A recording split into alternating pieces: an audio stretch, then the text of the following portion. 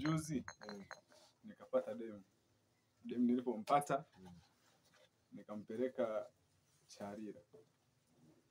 Sasa baada ya kumfikisha pale, yule demu nikamnunulia bia hizo. Kwanza nilimnunulia bia 2.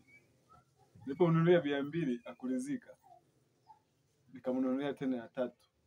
Akulizika. Unaona hapo nilikuwa nimemnunulia Serengeti. Unaona? Basi sasa imefika ilikuwa kama mida saa 6 hivi.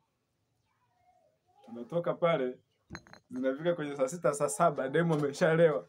Sasa wakapiga muziki saa kanogewa mzee. Akataka aendelee tena yani. Akataka aendelee. Yani mbaya hiyo. Ngoja sasa. Demo hapo na wewe ulikuwa unatumia au?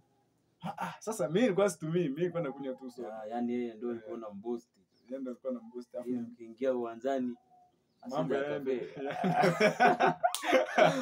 Mambo yaende vizuri. Sasa kibaya zaidi. Ameshakunywa ameshiba. Mimi namwambiaje? Twende wapi? Twende maskani. Demu ananiambia ananipenda. Alafu huko ananiambia nifanyeje? Niende maskani alafu yeye atanikuta. Wewe kuweza. Yani mbona kama wewe sijaelewa. Yani wewe utangulie alafu yeye atakuja baadaye. Atanikuta. Yani atanikuta maskani. Na maskani hapa juu. Unaona? Pakaje mshikaji pale. Akamuulizaje?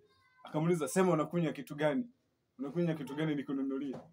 Na wewe upo hapo. Na mimi nipo. Sema mwanangu nazungumza. Unaona? Mimi nikaangalia nikaona huyu atakuja kuniali. Basi. Sasa huyo demu baada ya kumfanyia hivyo akanambiaje? Akanambia wewe nenda nitakuta wapi? Nitakuta maskani. Mimi nikapiga mahesabu. Demu kweli unikute maskani na wakati upajui. Yaani ninunue bia. Alafu wenzangu waende kunyandua. Inawezekana. Sasa pakaje mshikaji pale anamwambiaje?